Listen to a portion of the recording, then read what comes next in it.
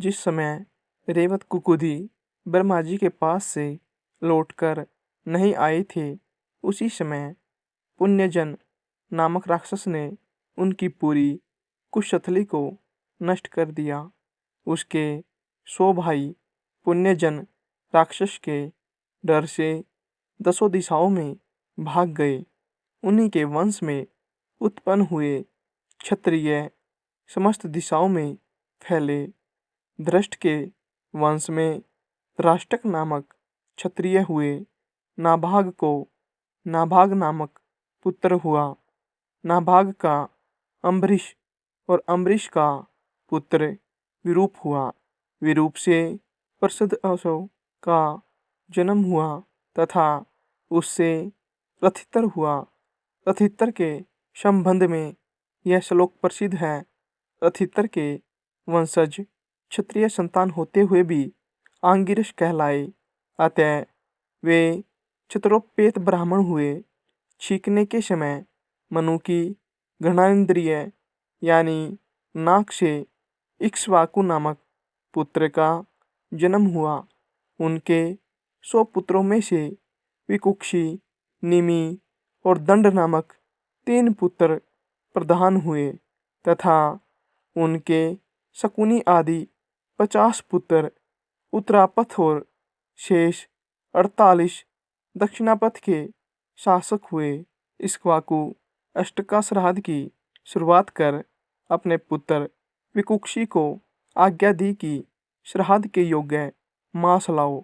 उसने पिता की आज्ञा का पालन करते हुए धनुष बाण लेकर वन में आकर बहुत से मृगों व अन्य जीवों का वध किया, किंतु अति थका मांदा और अत्यंत भूखा होने के कारण विकुक्षी ने उनमें से एक शशक खरगोश खा लिया और बचा हुआ मांस लाकर अपने पिता को दे दिया।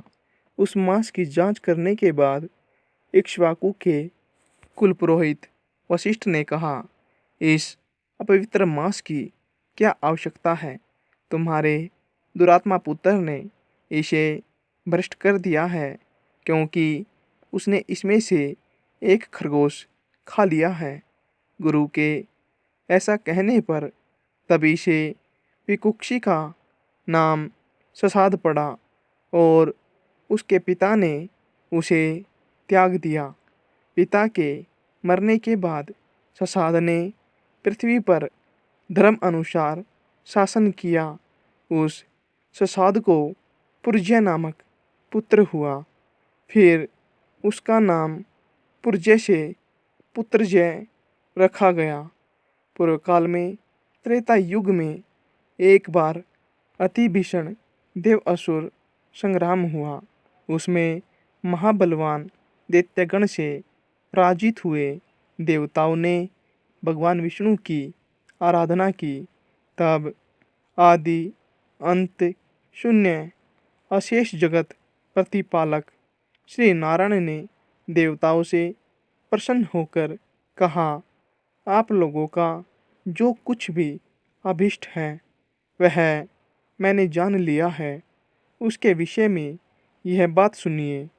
राजऋषि ससाद का जो पुत्रजय नामक पुत्र है, उस क्षत्रिय श्रेष्ठ के शरीर में मैं अंश मात्र से स्वयं अवतीर्ण होकर उन संपूर्ण दैत्यों का नाश करूंगा। अतः तुम लोग परिजन दैत्यों का वध के लिए तैयार करो। यह सुनकर देवताओं ने विष्णु भगवान को प्रणाम किया और पुत्रजय के पास जाकर उससे कहा, हे क्षत्रिय श्रेष्ठ, हम लोग चाहते हैं कि अपने शत्रुओं के वध में प्रवृत्त हम लोगों की आप सहायता करें। हम अभ्यागत जनों का आप मान भंग न करें। यह सुनकर पुत्रजय ने कहा, ये जो त्रिलोकनाथ सत्कृत्यु आप लोगों के इंद्र है, यदि मैं इनके कंधे पर चढ़कर आपके शत्रुओं से युद्ध कर सकूं तो आप लोगों का सहायक हो सकता हूँ। यह सुनकर समस्त देवगण और इंद्र ने उसका कथन स्वीकार कर लिया। फिर वृषभ रूपधारी इंद्र की पीठ पर चढ़कर चराचर गुरु भगवान अच्युत के तेज से परिपूर्ण होकर राजा पुरजय ने रोषपूर्वक सभी दैत्यों को मार डाला। उसने बैल के ककुद यानी कुब्बड़ कंधे पर बैठकर दैत्य सेना का वध किया। इसलिए अब उसका नाम ककुत्सत पड़ा। ककुत्सत को अन्ना नामक पुत्र हुआ।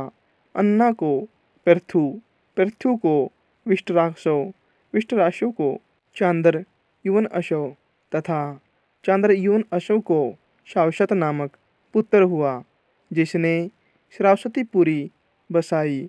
शावशत को वृद्ध अशो तथा वृद्ध अशोक से कुवलनाशो का जन्म हुआ, जिसने विष्णु तेज से पूर्णता लाभ कर अपने 21 शस्त्र पुत्रों के साथ मिलकर महर्षि उदक ने अपकारी धुंधु नामक दैत्य को मारा था। अतः उनका नाम धुंधुमार हुआ।